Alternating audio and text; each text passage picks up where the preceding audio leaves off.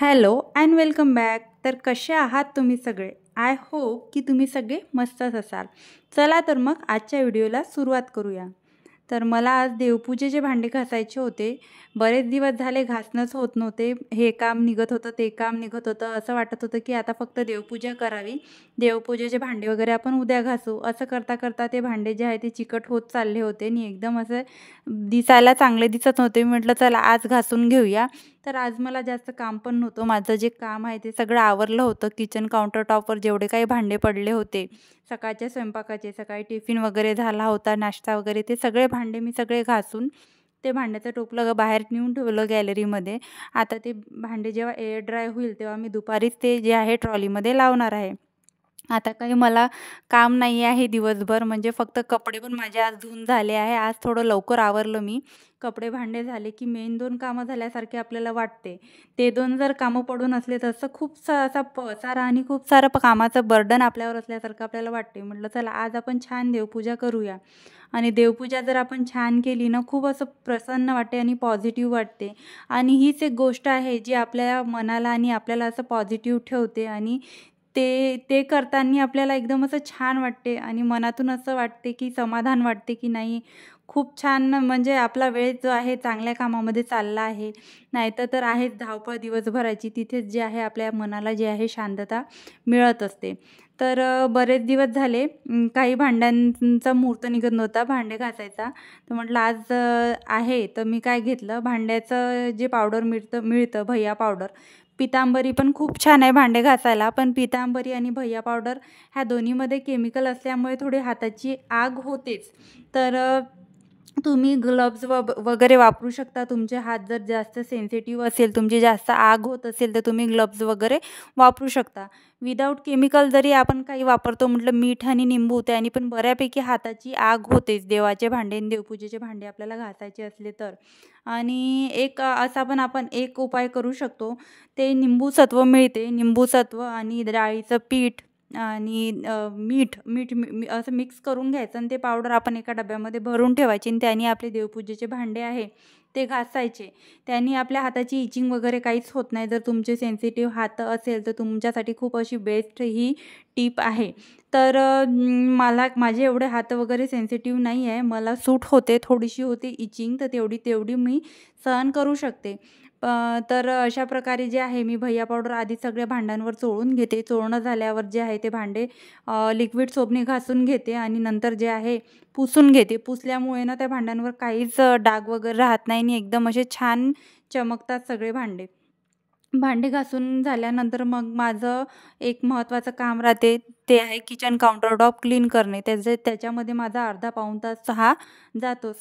जरी काउंटरटॉप छोटं असलं तरी जे आहे डीप क्लिनिंग मी सकाळी आणि रात्रीची दोनदा करत असते. तुम्ही जर माझे डेली व्हिडिओ बघत असाल तर तुम्ही माझी डीप क्लिनिंग किचनची आणि किचनची सकाळची आणि संध्याकाळची तुमच्या लक्षात बऱ्यापैकी आली असेल.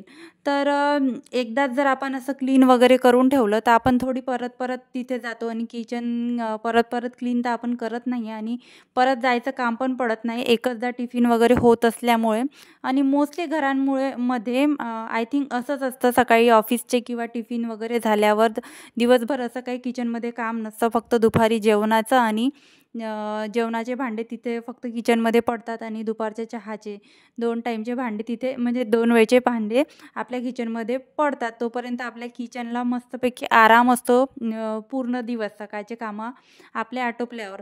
त्यामुळे तोच एक वेळ असतो ज्या वेळेत आपण त्या किचनला व्यवस्थित स्वच्छ करून ठेवू शकतो. आणि जे काही आपल्याला काही डिसइन्फेक्टेड स्प्रे वगैरे आपल्या किचनमध्ये मारायचा असेल, त्या दिवशी मला कमेंट आली होती एका ताईंची की कसे तुम्ही स्प्रे बनवता. तर मी 2 प्रकारचे स्प्रे सांगितले आहे. तुम्हाला ज्या प्रकारचा पाहिजे आहे मी व्हिडिओची लिंक खाली देते. त्या व्हिडिओच्या लिंकवरून तुम्ही ते स्प्रे बनवू शकता. आणि आता पण मी थोडक्यात तुम्हाला सांगते की ते स्प्रे आपण कसे बनवायचे आणि कसे यूज करायचे.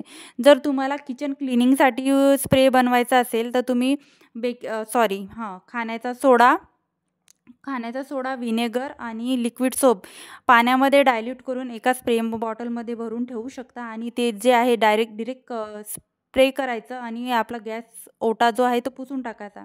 दुसरं जे असं आहे, आपलं काउंटर टॉप क्लीन झाल्यावर आपल्याला जर किडे वगैरे आपल्या काउंटर टॉपवर येऊ नये असं वाटत आहे आणि की चिकटपणा वगैरे काही राहू नये आणि काउंटर टॉप छान शायनिंग करावं असं जर वाटत असेल तर आपण एक स्प्रे बॉटल घ्यायची आणि स्प्रे बॉटलमध्ये व्हिनेगर आणि पाणी डायल्यूट करून ठेवायचं. कधीही व्हिनेगर वापरताना ते पाण्यामध्ये डायल्यूट करून वापरायचं, कारण डिरेक्ट ते आपण वापरू शकत नाही. पाण्यामध्येच ते आहे जे डायल्यूट करून आपण वापरू शकतो. आणि व्हिनेगरचा वास एवढा स्ट्रॉंग असतं की त्याच्यामुळे किडे वगैरे येण्याची शक्यता राहत नाही आणि बराच वेळ जो आहे तो व्हिनेगरचा वास जो आहे आपल्या काउंटर टॉपवर टिकून राहतो. जरी सकाळी आपण पुसलो तर संध्याकाळपर्यंत तरी त्या व्हिनेगरचा वास आपल्या काउंटर टॉपवर येत असतो. तर अशा प्रकारे जी आहे माझी डेलीची क्लिनिंग तुम्ही माझ्या बऱ्याचशा व्हिडिओमध्ये बघितली असेल आणि तुम्हाला माझी किचन क्लिनिंग एवढी आवडते की मला पण एवढा खूप असं मनापासून वाटते की आपण जास्तीत जास्त जे आहे रोजची डेली वीकली जे आहे किचन काउंटर टॉप किंवा किचनची क्लिनिंग किंवा मागच्या टाईल्सची ऑर्गनायझेशन हे व्हिडिओ मी तुमच्यासोबत शेअर करेल.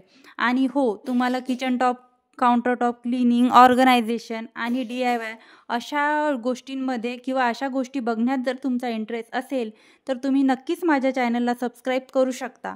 तर अशा प्रकारे माझं किचन वगैरे क्लिनिंग झालं. किचन वगैरे क्लिनिंग झाल्यावर मी लगेच जे आहे बेडरूममध्ये आली, कारण असा आहे घरातला जो किचन नंतर दुसरा जो कोणता टप्पा असेल मला क्लिनिंग करायचा तर ती माझी बेडरूम असते. इथे खूप जास्त असा पसारा असतो माझ्या बेडरूममध्ये, कारण छोटं बाळ असल्यामुळे कधी कुठून काय आणि ती काय करते, मी जे गॅलरीमध्ये भांड्याचं टोपलं ठेवते त्यातले अर्धे भांडे जे आहे बेडरूममध्ये घेऊन येते. त्याच्यामुळे पण बेडरूममध्ये इतका सारा माझा पसारा असतो आणि तिच्या खेळण्यांचा पण पसारा जो आहे तो असतोच आणि कपड्यांचा तो असतोच. अशा प्रकारे माझ्या बेडरूममध्ये खूप सारा असा पसारा असतो आणि हॉलच अशी एक जागा आहे की तिथे काहीच पसारा नाही आहे आणि लकीली सोफा वगैरे बेड वगैरे काही नसल्यामुळे हॉलमध्ये इतकं छान व्यवस्थित क्लिनिंग होतं आणि मला काही उचलायची सरकवायची पण काही गरज पडत नाही. आणि लास्ट जे आहे किचन वगैरे सगळं झाडून घेते मी. आणि किचन वगैरे झाडणं झाल्यावर जो आहे दारासमोरचा जो भाग आहे पोर्च वगैरे, कुणाकडे मोठं पोर्च असते, कुणाकडे अंगण असते, कुणाकडे मोठा आवार असते, तर आमचं असं छोटंसं पोर्च आहे घरासमोर, ते मी सगळं पुसून घेते. गॅलरी वगैरे पुसून घेते, सगळं जे घर आहे नीटनेटकं पुसून घेते. आणि प्रत्येकच वेळेस मी एका टप्प्याटप्प्याने जे आहे जी वस्तू मला खूपच घाणेरडी दिसत आहे, जिथे मला खूप अशी जास्त धूळ दिसत आहे, जसं की हा माझा कूलर आहे व्हाईट कलरचा आहे आणि लगेच खिडकीला लागून तो कूलर असल्यामुळे बरीचशी धूळ त्या कूलरवर येत असते आणि कूलर मला पुसावाच लागतो. आणि कसं आहे ना, कूलर जर नाही पुसला ना तर ती छोटं बाळ असल्यामुळे त्या कूलरला हात लावतो आणि त्याच्या हाताला ते घाणेरडं जे आहे धूळ लागून तिच्या पोटामध्ये जाण्याची शक्यता असते. म्हणून तो कूलर पण मी दर 2 दिवसाला किंवा 3 दिवसाला पुसते. फक्त घरामध्ये फ्रीज आणि TVच असं आहे की त्या 2 गोष्टी मी डेली पुसत असते. बाकी जे आहे त्या बाकीच्या क्लिनिंगकडे मी बघूनसुद्धा दुर्लक्ष करत असते, कारण एवढं जे आहे एका दिवसात माझं ॲडजस्ट होत नाही. आणि कसं टायमिंग असते बाळाचे ठरलेले की यावेळेत आंघोळ करायचा आहे, यावेळेत जेवायचं आहे आणि हो आता 1 वाजला आहे, आता झोपायचं आहे. तर त्या हिशोबाने पण मला चालावं लागतं. कितीही सकाळी लवकर उठलं तर बाळाला टाईम द्यावं लागतं. त्यांनी जर म्हटलं घे तर घ्यावं लागतं.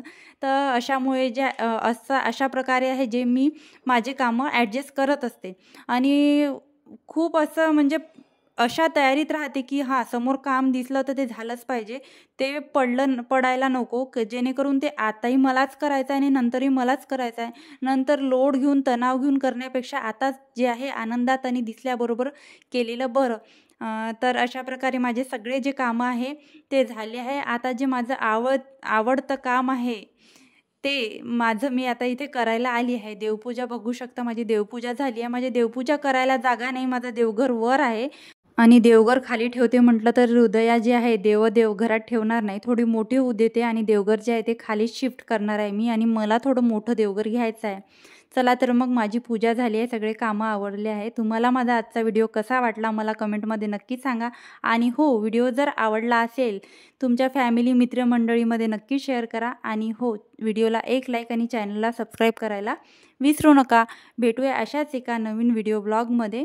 तोपर्यंत बाय बाय. मस्त राहा आणि मजेत राहा. स्वतःची काळजी